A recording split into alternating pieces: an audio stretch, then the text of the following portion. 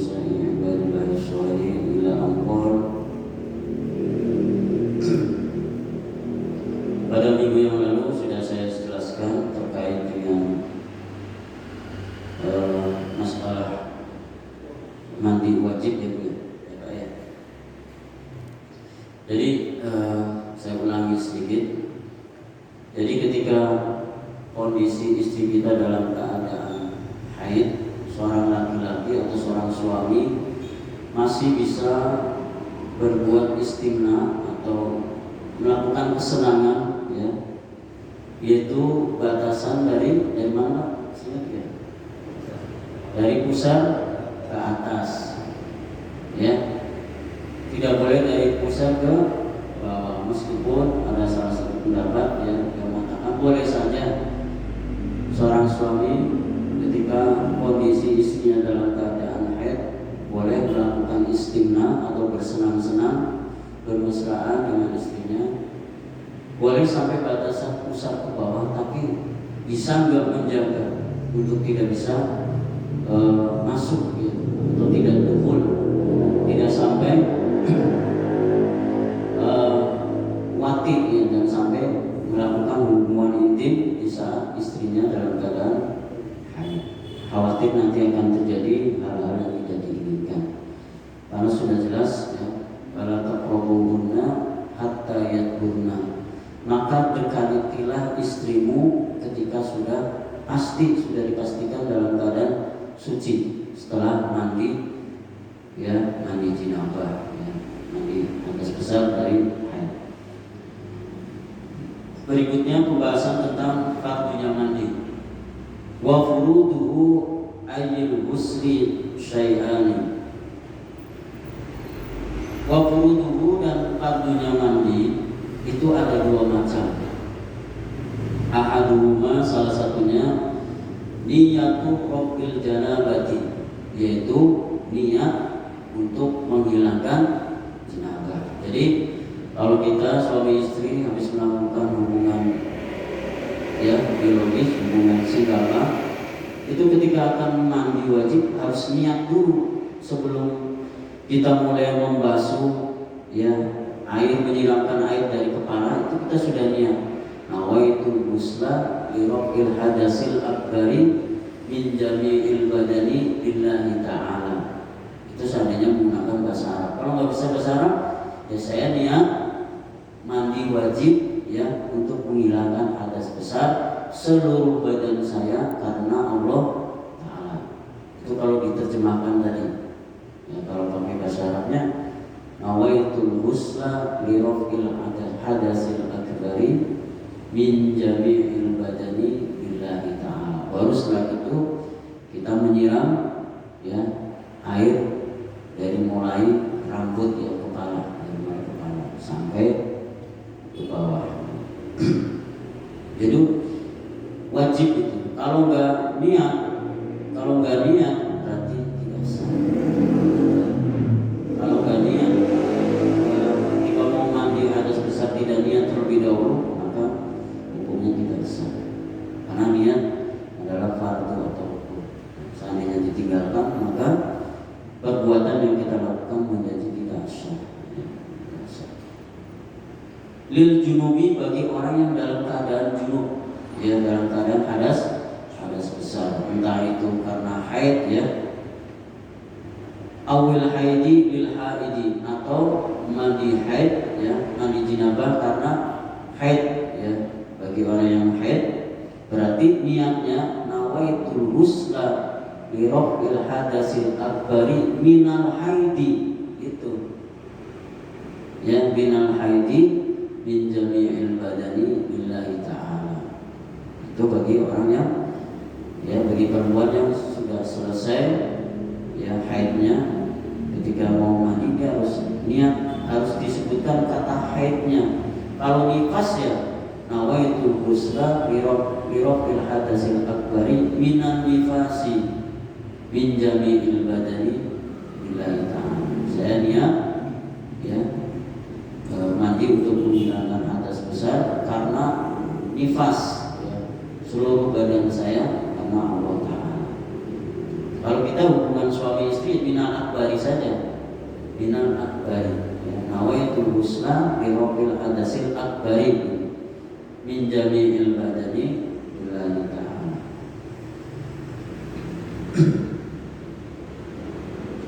Jadi niat tadi hukumnya fardu, ya, wajib.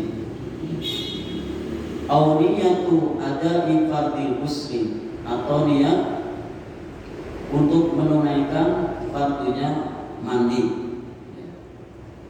air hadasin, atau untuk menghilangkan hadas,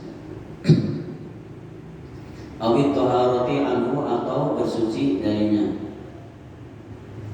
Jadi jelas di sini dipertegas harus menyatakan kata niat ketika kita hendak melakukan mandi janabah. Dan disebutkan makna hadasnya apa? Menghilangkan hadasnya ini hadas kecil atau hadas besar, untuk membedakan antara niat mandi dengan niat wudu. Kalau niat wudu kan birofil hadasil asghari kan, ya, nawaitul wudu'a birofil hadasil asghari, karena untuk menghilangkan hadas kecil. Karena yang kita lakukan adalah hadas besar, mandi wajib, maka harus disebutkan birofil hadasil akbari. Ada asghari, ada akbari, untuk membedakan apakah yang kita niatkan ini untuk menghilangkan hadas kecil atau hadas besar. Au ada ilmusli, atau ya menunaikan mandi wa badal ghusla lis-sholati walal ghuslu faqat. Terkadang kita juga ketika mandi untuk melakukan sholat Idul Fitri, sebelum kita melakukan sholat Idul Fitri atau Idul Adha, itu kan ketika mandinya kita, ya, kalau kalau melakukan sholat Idul Fitri atau Idul Adha punya sunnah muakkad. Jadi kita ketika mau mandi untuk sholat Idul Fitri atau Idul Adha, niatnya begini: nawaitul ghusla, ya, apa? Nawaitul ghusla sunatan li'idil, nawaitul ghusla sunatan li'idil fitri atau li'idil adha, ya. Nawaitul ghusla li'idil fitri atau li'idil adha sunatan lillahi ta'ala. Itu juga kita dianjurkan untuk membaca niatnya. Niat ketika kita akan mandi untuk sholat Idul Fitri atau Idul Adha. Meskipun ini hukumnya sunnah, tapi sunnah muakkad. Karena sholat Idul Fitri dan sholat Idul Adha itu kan sunnah muakkad. Sholat sunnah yang hanya dikerjakan hanya setahun sekali. Oleh karenanya ketika mandinya pun kita dianjurkan untuk menyebutkan doa atau baca niatnya. Nawaitul ghusla, ya, li'idil fitri atau li'idil adha sunnatan lillahi ta'ala.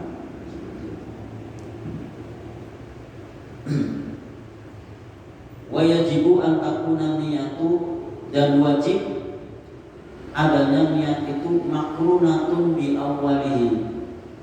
Jadi niat itu harus dilakukan bersamaan ketika kita melakukan siraman yang pertama. Jadi misalnya kita tadi niat mandi untuk wajib, ya, mandi wajib karena setelah melakukan hubungan intim suami istri. Berarti nawaitul ghusla bi rabbil hadasil akbari min jami'il badani lillahi ta'ala. Langsung menyiramkan airnya seperti itu berbarengan. Bisa jadi niatnya ini kita lafadzkan secara jahar, secara keras, atau hanya di dalam hati aja. Misalnya niatnya di dalam hati tidak disebutkan secara lisan.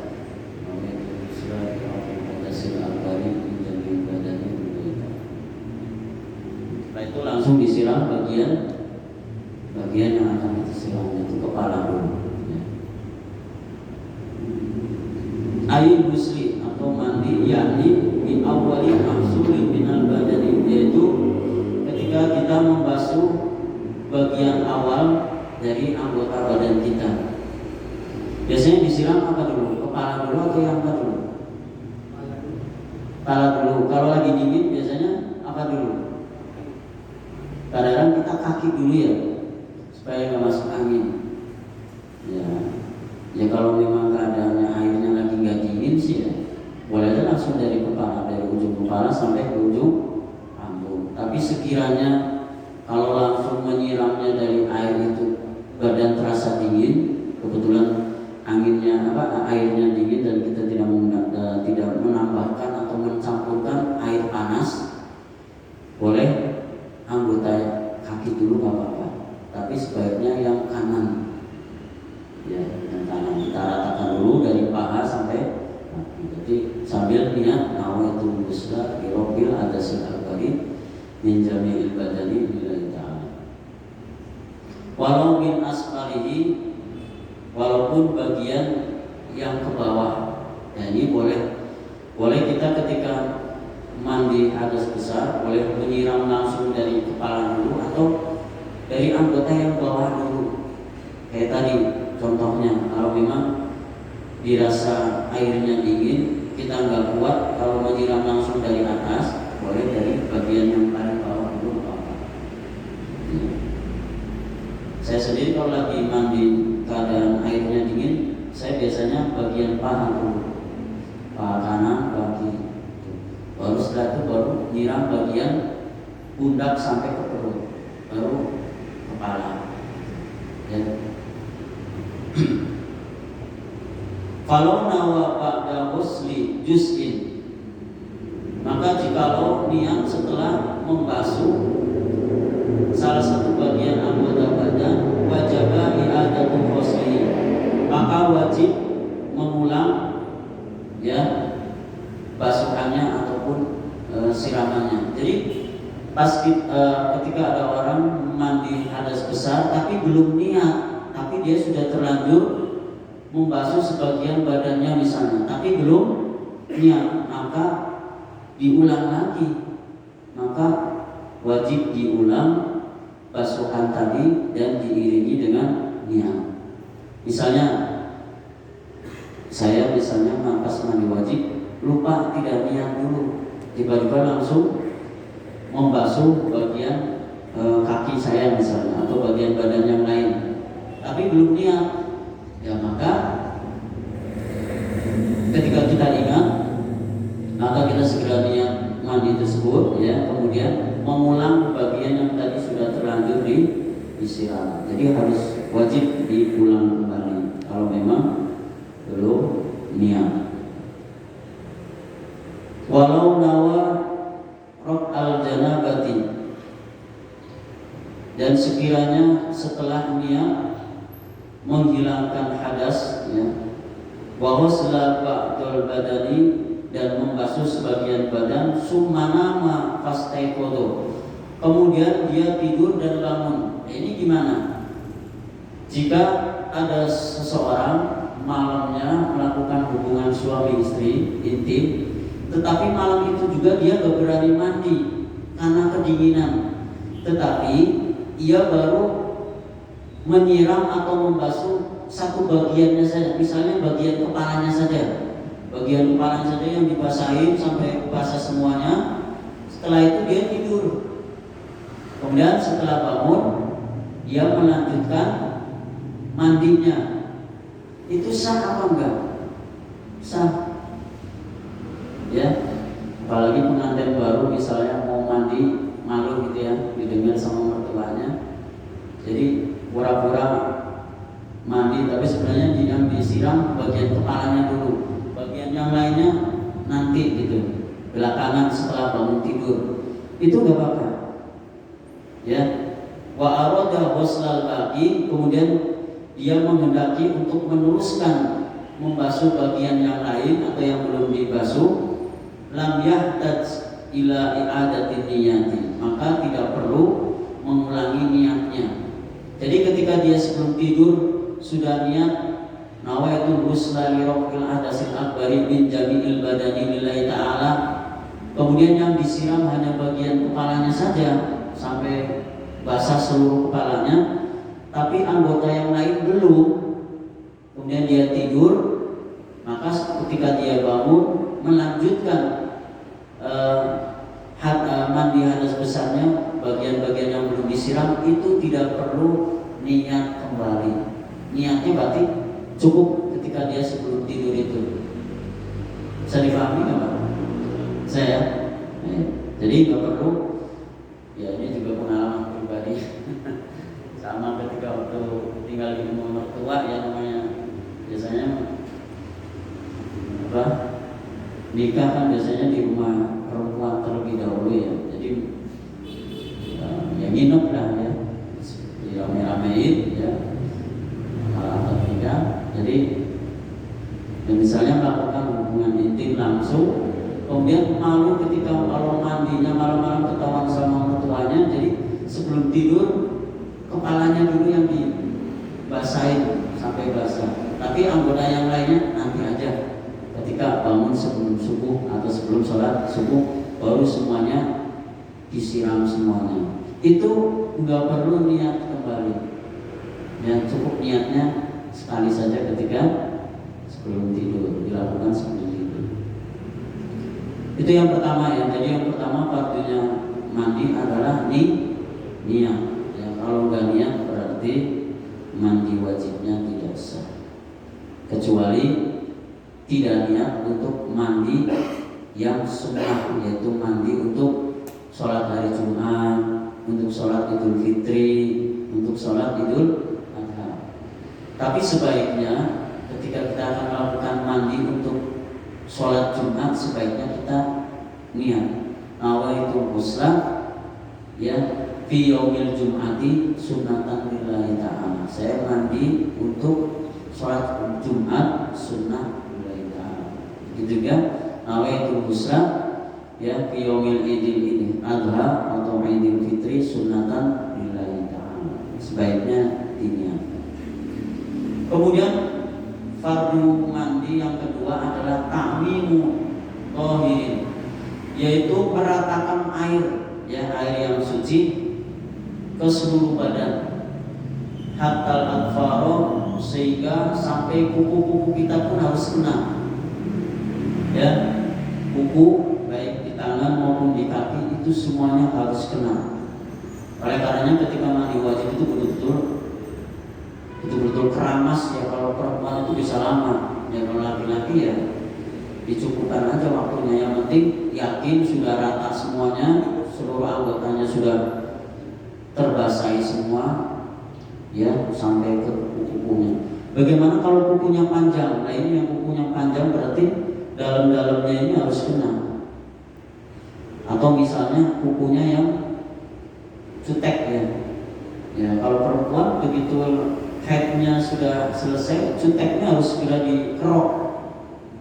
Biasanya kan karena dia lagi nggak sholat, biasanya menghias diri, mempercantik diri di bagian jari-jarinya, jari tangan mana, jari kakinya, dipakai kutek ya, kutek yang tebal gitu ya, ada yang pink dan merah dan sebagainya. Itu ketika mau mandi wajib itu harus dikerok dulu, khawatir ya kuteknya itu akan menghalangi sampainya air ke kuku-kukunya. Itu juga bagi laki-laki yang ketika mau mandi wajib ternyata masih ada bagian tangannya terkena cat, dan catnya itu cat yang apa namanya itu ya, yang tidak bisa dihapus misalnya ya, yang apa sih ya, cat yang tebal itu ya, yang nggak bisa ya, yang tidak permanen gitu ya, yang tidak bisa dihilangkan. Itu berarti harus dikerok dulu ya. Ini bagi tukang ya, tukang bangunan ya, ternyata ketika dia selesai ada bagian anggota tangannya yang masih ada catnya, dan cat ini menghalangi sampainya air ke anggota wudhu misalnya di tangan. Meskipun hanya satu tetes ya yang terkena misalnya, tetap aja ini gak sah ya.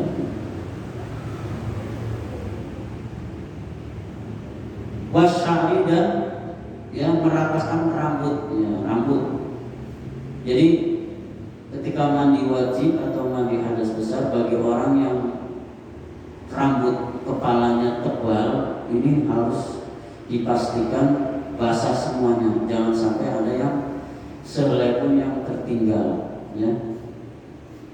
Zahiran wa batinan, baik rambut luar maupun rambut yang di dalam, ya.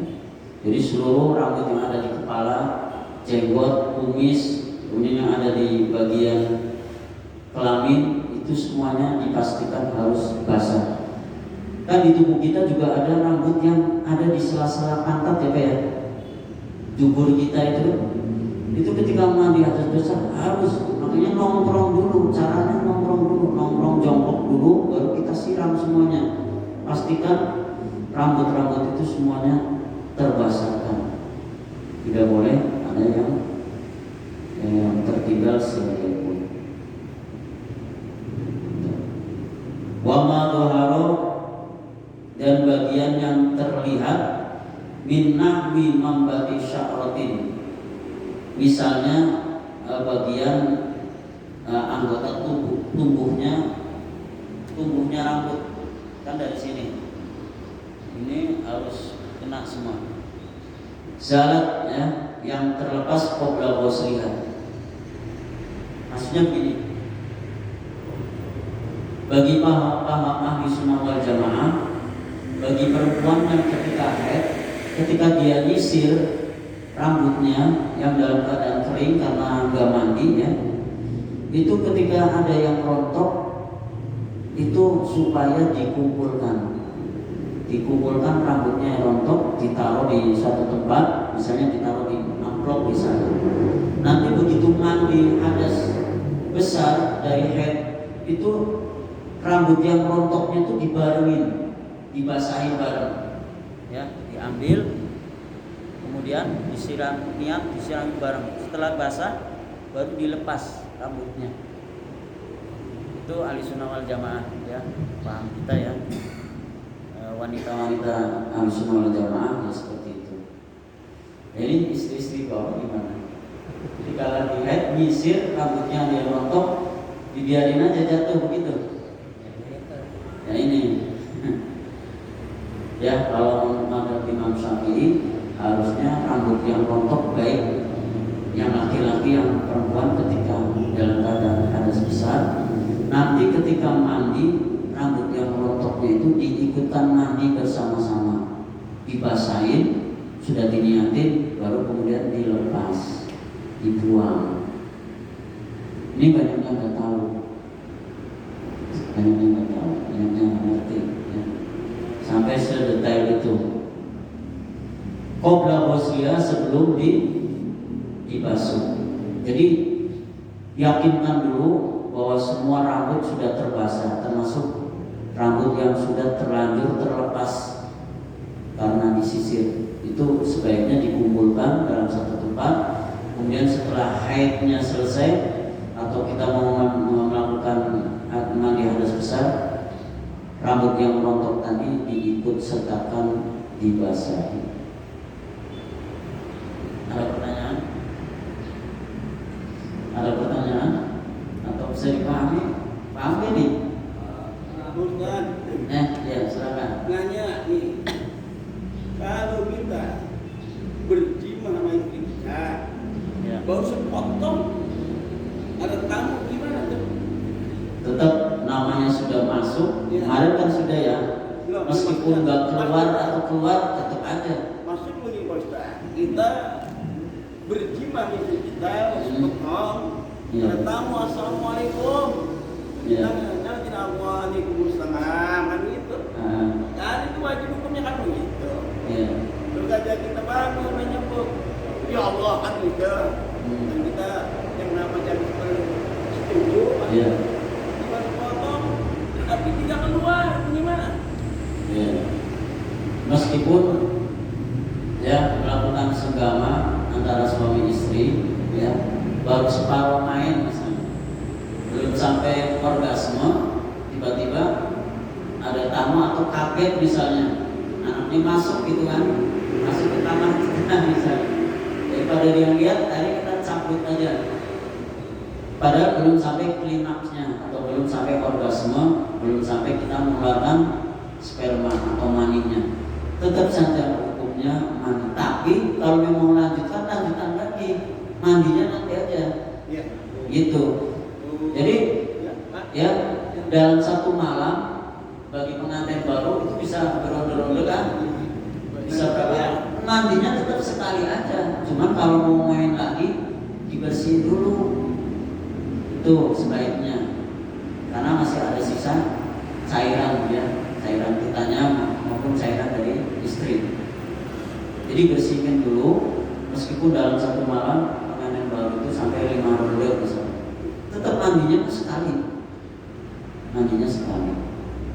Ya, yang lain lagi. Ya. Masalah rambut seorang wanita. Ya. Kalau orang dulu itu yang dikumpulin. Ya, Tapi dikumpulin yang kan? memang dikumpulin. Karena dia nggak mau belajar. Kalau orang dulu, Ya. ibu saya kumpulin. Nanti campur dengan ikan. Ya. Nah, kalau misalkan ada rambut yang tertinggal, tertinggalnya rambut seorang perempuan tertinggal Ya. di spray atau di mana gitu kan gitu. Mantap ya. Nah, kadang-kadang memang seorang perempuan itu ngeyel, Pak Ustaz. Ini rambutnya dikumpulin gitu. Iya Pak. Selain tahu dah, perempuan itu memang harus belajar kan gitu. Kalau perempuan memang kalau orang perempuan itu mandinya banyak. Kalau perempuan kan laki satu cuma. Maksud saya kalau seorang perempuan itu tidak kena haid, terus dia pengen berjima, hukumnya itu kan nggak boleh. Ya. Biasanya orang laki-laki itu biasanya syahwat itu gede gitu.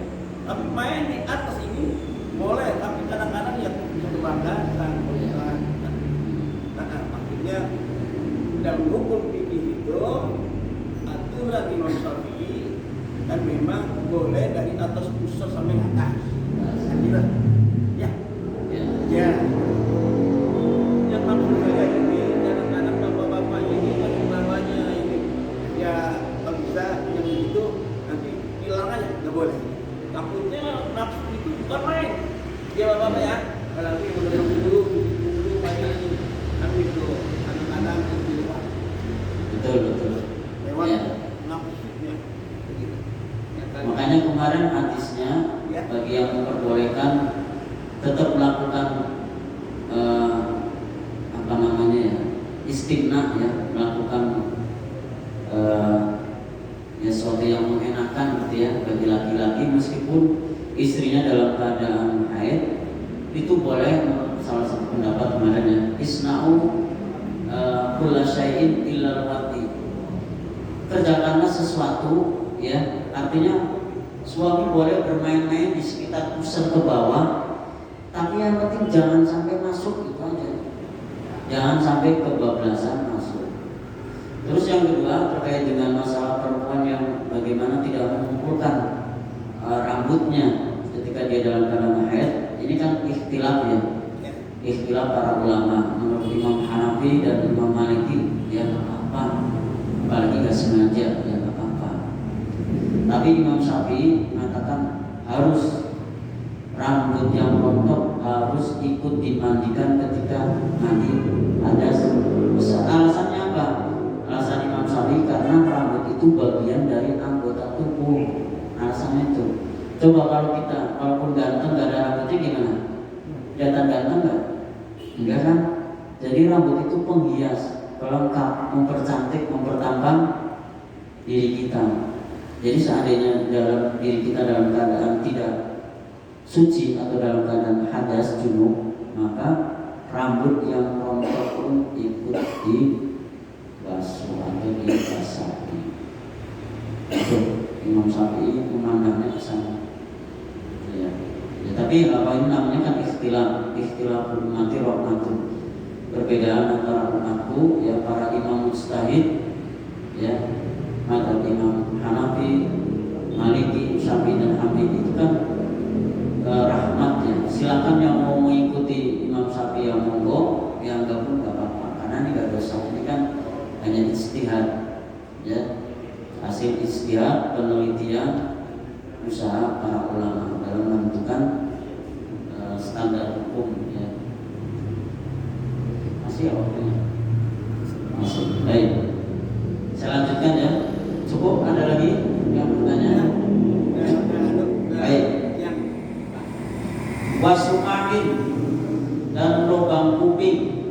lubang kuping pun harus dibasahin semua ketika mandi hadas besar. Pastikan begini dulu. Kita sela-selain. Pastikan air harus masuk ke kuping. Ini. Jadi benar-benar mandi wajib itu kalau dikatakan mandi harus rata seluruh tubuh.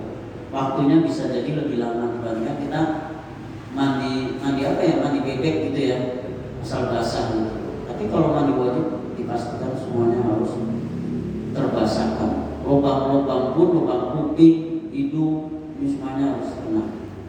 Ya. Wa farji imra'atin, dan kemaluan perempuan inda julusiha ala qadamiha, ketika posisinya duduk jongkok. Jadi ketika mandi hadas besar, kita pun dianjurkan untuk ya, baik laki-laki untuk perempuan, untuk istijroj atau namanya mengurut-urut kelaminnya supaya sisa-sisa cairan yang ada di dalam kelamin itu semuanya keluar. Pastikan, entah itu sisa kencing, biasanya kalau mandi kencing dulu kan, itu kita dianjurkan untuk dehem-dehem.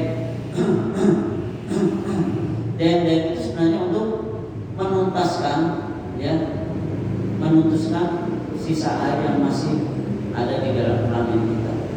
Dengan disunahkan untuk dehem-dehem. Di samping dehem-dehem ini sebenarnya untuk mensyaratkan ya, supaya setan ya, iblis yang ada di tempat yang tidak suci, yaitu di kamar mandi itu hilang. Lagi kita baca doa dulu, ya. Bacanya gimana? Ya. Ya. Bacanya? Oh ya, bacanya. Kalau mau ke kamar mandi, Allahumma inni a'udzubika min al-khubuthi berlindung dari hal-hal yang kotor. Ya. Kemudian ketika keluarnya, alhamdulilladzi adhaba ya anil ada wa afani. Alhamdulillah. Ini makanya terkadang sering terjadi kecelakaan di kamar mandi, stroke ya, kebentur kepalanya, bisa jadi karena tidak hati-hati dan tidak membaca doa terlebih dahulu. Karena di situ ada setan ya. Tempat kotor itu adalah sarangnya setan. Oleh karenanya kita sebelum masuk dianjurkan untuk membaca doa terlebih dahulu.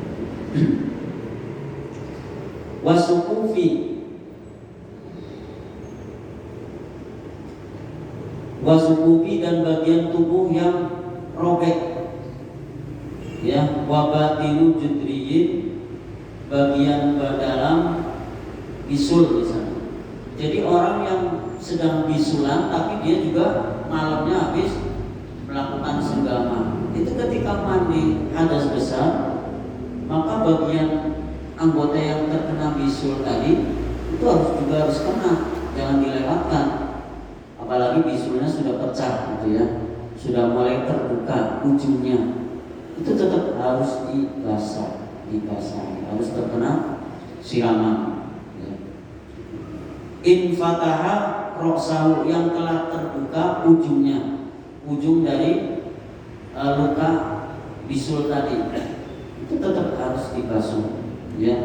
La batina kurhatin, tidak batin luka bariat yang telah sembuh. Wartafa'a qasruha, wartafa'a yang telah hilang qasruha kulitnya. Jadi bagi seorang yang mengalami luka, entah luka bakar, luka bisul dan lain sebagainya, ketika dia mau mandi hadas besar karena malamnya habis melakukan senggama, tetap meskipun luka tersebut seandainya kena air perih, tetap aja harus dikenai. Ya, harus kita tahan perihnya. Ya, kecuali kalau luka bakar ini membahayakan kena air, kemudian dokter menyatakan, Pak, tolong ini luka ini jangan kena air dulu. Maka sebagai pengganti mandi wajibnya diganti dengan tayamum. Kalau tayamum cukup bagian yang dibasuh, yang diusap adalah muka dan dua tangan saja.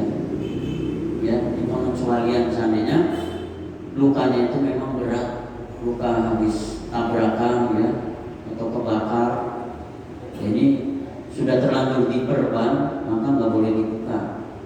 Sebaiknya mandi hadas besarnya diganti dengan tayamum. Ini namanya rukhsah, dispensasi, pemurahan dari Allah.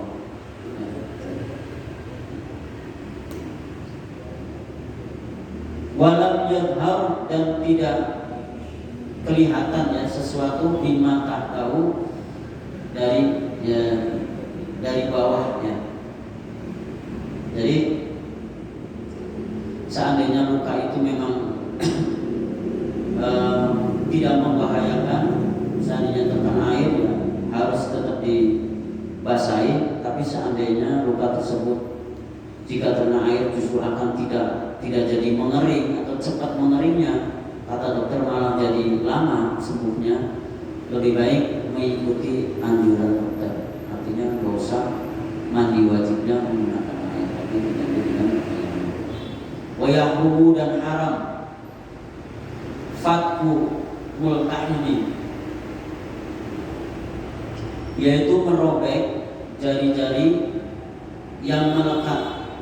Wama tahta kulfatin, wama dan bagian tahta kulfatin, di bawah kuncup. Jadi seandainya ada luka di tangan, yang luka itu misalnya jarinya hampir saja mau putus, misalnya kasus apa ini? Tabrakan bisa nggak? Misalnya jarinya sudah ngempleng-ngempleng gini, sudah kalau dicabut sebenarnya jarinya bisa aja copot. Ini nggak boleh. Ketika orang yang dalam posisi seperti ini, punya luka seperti ini, tapi hubungan segamanya masih bisa dengan istrinya, meskipun kondisi badannya sebenarnya dia dalam keadaan sakit. Misalnya tadi jari-jarinya karena kecelakaan ya itu hampir saja mau putus, tapi sahabatnya untuk melakukan hubungan intimnya masih tetap kuat. Seandainya dia melakukan hubungan intim, maka ketika mandinya bagian tangan jari-jari yang sudah pepet-pepet kayak gitu itu jangan sampai terputus, hati-hati banget. Nah, bahkan di sini disebutkan bagi anak kecil yang belum sunat itu kan ada kuncupnya ya.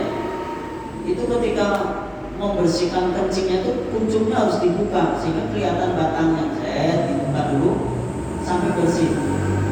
Sebab kalau nggak dibersihkan kuncupnya, itu khawatir ada sisa-sisa air yang nantinya mengendap dan mengkristal di kuncup itu, sehingga ketika anak ini disunat itu terjadi penumpukan sisa-sisa air kencing yang menutupi batang zakarnya.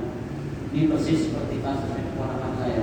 Kita disunat, akhirnya dibersihin dulu sisa air kencing yang sudah mengerak di batang zakarnya. Ini sakit banget ini. Makanya anak kecil kita ajarkan ketika dia kencing, membasuhnya itu kuncupnya dibukain dulu, dibuka supaya kebuka tuh kuncupnya masuk ke dalam sambil bersihin sisa-sisa air kencing yang ada di kuncup itu. Khawatir kalau ini mengendap kelamaan dan disunatnya di usia yang sudah cukup besar, ini bahaya.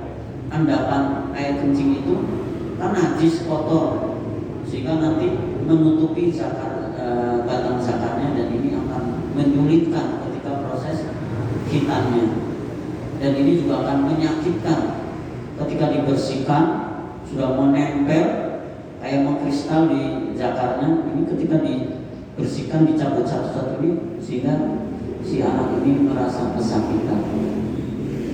Nah, karena itu sebaiknya kita ajarkan anak kita yang masih kecil yang belum disunat, ketika cebok dari baul, dari kencing, sebaiknya diajarkan supaya dibuka kuncupnya, dibersihin dalamnya. Ya, demikian yang dapat saya sampaikan. Seandainya itu benar yang saya sampaikan, ini semata-mata datangnya dari Allah Subhanahu wa Ta'ala. Seandainya ada kesilapan, ada kekurangan, ini murni dari